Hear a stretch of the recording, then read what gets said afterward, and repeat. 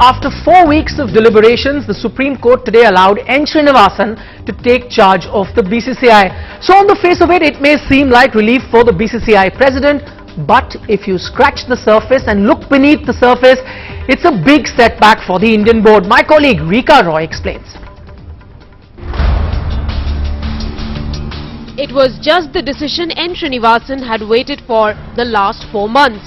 Supreme Court cleared the decks for the Chennai strongman to take charge of the BCCI. But the democratically elected president will have to keep away from the probe panel, which will be conducted by a 3-member panel that was appointed by the Apex Court. The 3-member committee will be headed by Justice Mukul Mudgal, former Punjab and Haryana High Court Chief Justice, Additional Solicitor General L. Nageshwar Rao and Advocate Niloy Datta. I can resume functioning and discharge my functions. So I'm quite happy because BCCI needs somebody. But should the BCCI boss really be happy?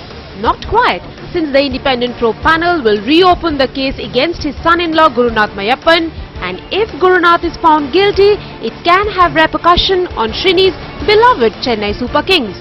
देखिए हमारी तो एक तरह से जीत हुई, क्योंकि मैंने supreme court से ही मांग किया था अपने एसएलपी में कि सुप्रीम कोर्ट ही एक कमीशन बनावे जो बहुत ही फेयर और अच्छे ढंग से आईपीएल की गड़बड़ी की जांच करे.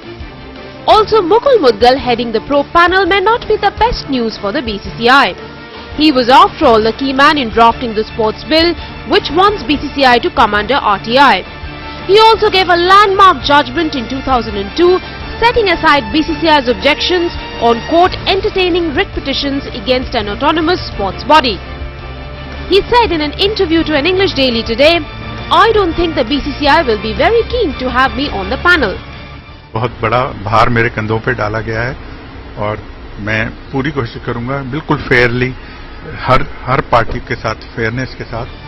Interestingly, the probe report will not be given to the BCCI but will be submitted to the Apex Court instead, something that will ensure the probe is fair and independent.